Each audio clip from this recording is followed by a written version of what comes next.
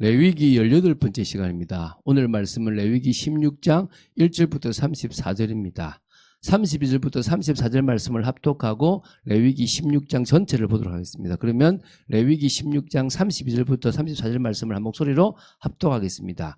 기름 부음을 받고 위임되어 자기의 아버지를 대신하여 제사장의 직분을 행하는 제사장은 속죄하되 세마포 옷 곧 거룩한 옷을 입고 지성소를 속죄하며 회막과 제단을 속죄하고 또 제사장들과 백성의 회중을 위하여 속죄할지니 이는 너희가 영원히 지킬 규례라. 이스라엘 자손의 모든 죄를 위하여 1년에 한 번 속죄할 것이니라. 아론이 여호와께서 모세에게 명령하신 대로 행하니라. 아멘.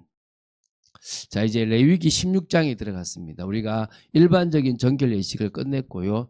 이 전체적인 1년에 한 번 전체적으로 정결을 하는 이 대속죄일과 관계된 부분입니다. 그래서 레위기 16장은 레위기 전체의 중심이면서 절정이라고 할 수 있습니다. 속죄일, 대속죄일이라고도 하는데요.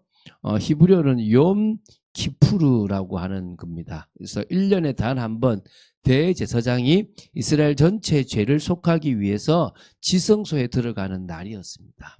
그래서 레위기 16장은 하나님의 거룩하심 앞에 죄인이 어떻게 나아갈 수 있는가라는 근본 문제에 대한 답입니다. 우리는 피를 가지고 나아갈 수 있죠. 예수님이 이 대속죄일의 어린 양 염소가 되신다고 보시면 되겠죠.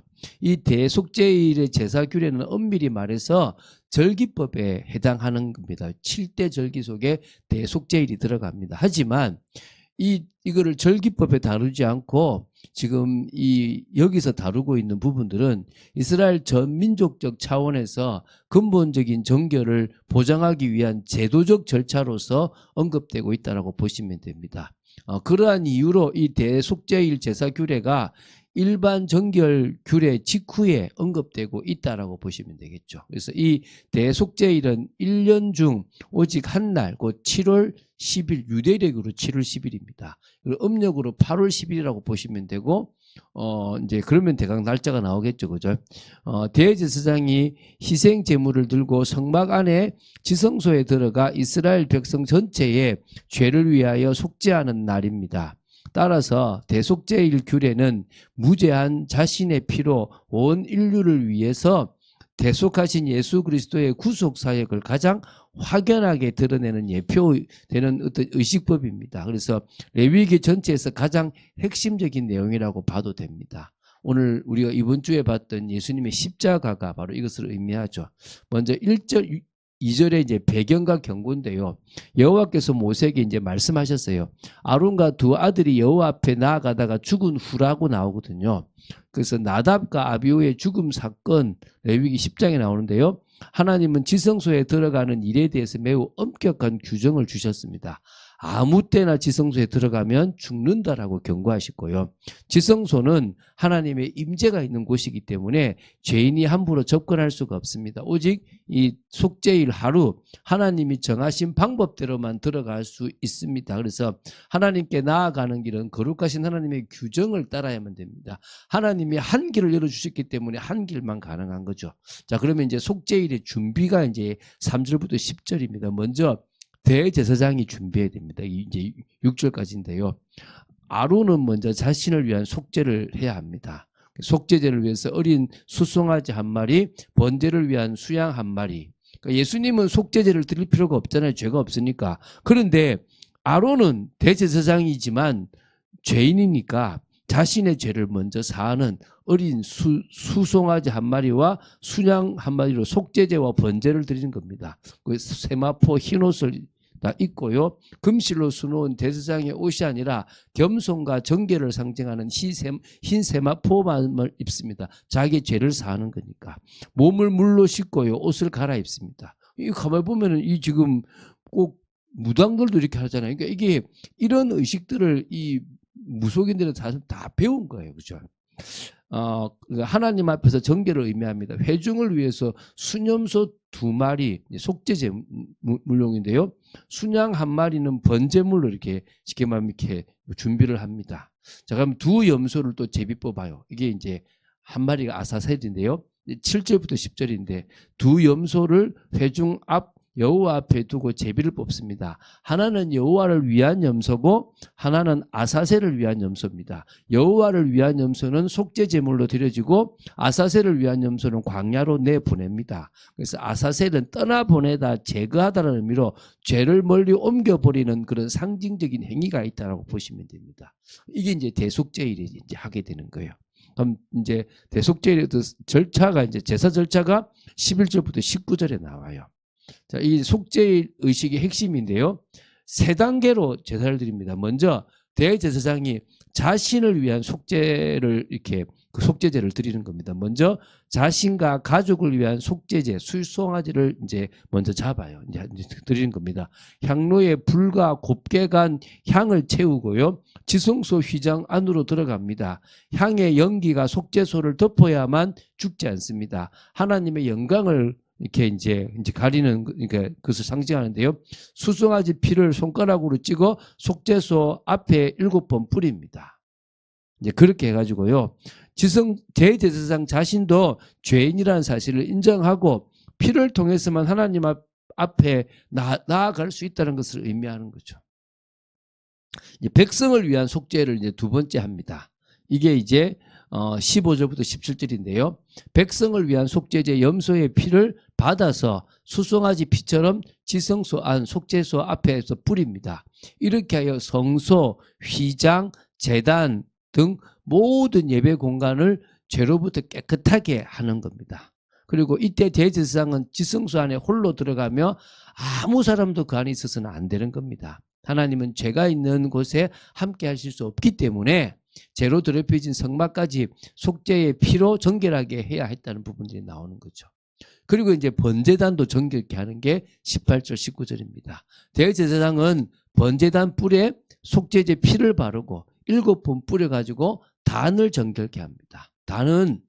이 제단은 백성의 죄로 더럽혀졌기 때문에 피로서 깨끗하게 하는 부분들이 나오는 거죠.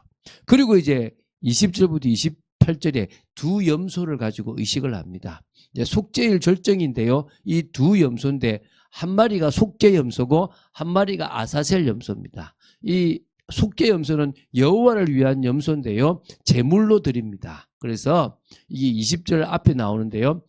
첫 번째 염소는 피로 속죄를 위한 제물을 드려집니다. 그 피는 지성소와 휘장과 제단에 뿌려서 백성의 죄를 속하는 부분이 나오고요. 아사셀 염소는요, 속죄의 전가와 제거라는 부분인데요. 대제사장은 살아있는 염소의 머리 위에 이스라엘 백성의 모든 죄와 허물을 두 손으로 안수하여 고백합니다. 그리고 그 죄를 염소에게 전가한 뒤 그 염소를 광야의 사람이 인도하여 아사셀 그 사막으로 광야로 보내는 겁니다. 염소는 백성의 모든 죄를 지고 사막으로 사라집니다. 세상 죄를 지고 가는 하나님의 어린 양이라고 예표될 수 있겠죠. 그래서 예수 그리스도께서 우리의 모든 죄를 짊어지시고 성문 밖에서 고난당하신 그런 모습, 우리 죄를 담당하신 어린 양이라고 하는 모습들이 이제 나오는 겁니다. 그리고 이제 나머지 절차가 있는데요. 이게 23절부터 28절이에요. 아사셀 염소를 보낸 사람은 몸을 씻고 옷을 빨고 돌아옵니다. 대제사장은 세마포 옷을 벗고 몸을 씻은 후 평상시 의복이라고 하는 제사장 복을 에봇으로 갈아입는 겁니다. 백성을 위한 번제를 드려서 전제 속죄를 완성합니다. 그래서 속죄 제물의 피와 기름을 제거한 나머지 고기, 가죽 배설물을요 다 밖에서 이제 다 불에 태웁니다. 이 불태우는 자도 씻고 저녁까지 부정하다라고 얘기하는 겁니다. 계속 씻음을 반복하는 거죠. 철저한 정결인데요. 그리스도를 우리가 붙잡는 것이라고 보면 되겠죠. 자, 그래서 속죄일의 규례와 목적입니다. 이걸 영원한 규례로 지키라고 했습니다. 왜 영원한 규례입니까? 이 규례 자체가 예수 그리스도를 의미하기 때문입니다.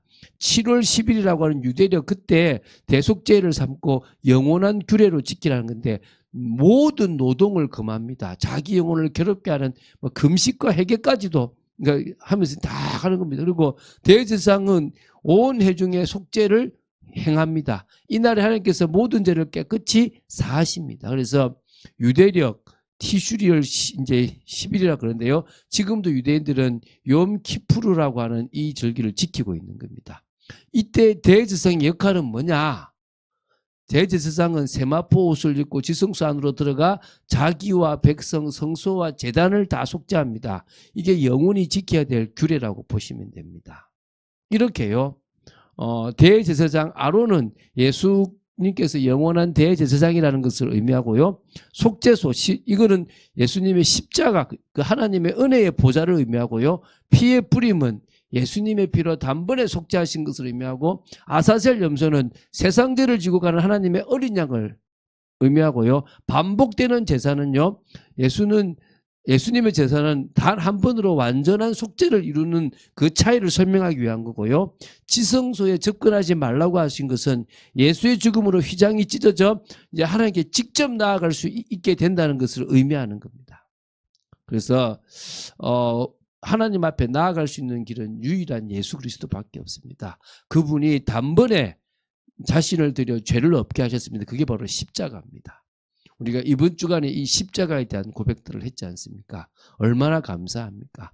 하나님의 은혜가 넘치고요. 주님과 통하는 여러분 되시기를 주 예수 그리스도 이름으로 축원드립니다. 주는 그리스도시요 살아계신 하나님의 아들이심을 고백합니다. 오늘도 말씀 따라가는 축복 속에 있도록 지켜주시고, 이 대속죄일의 이 엄청난 의미들을 기억하고 짧게 이렇게 간단하게 나누었지만 그 의미들을 다시 한번 되새길 수 있는 저희들 되게 하시고, 예수 그리스도로 완성되었다는 부분들을 알고, 이렇게 복잡한 절차가 예수님을 믿는 예수님의 십자가로 끝났기 때문에 우리는 믿음 하나만을 가지면 되는 걸로 알고 믿고 나아가는 저희들 되도록 지켜주시옵소서. 주 예수 그리스도 이름으로 기도드립니다. 아멘.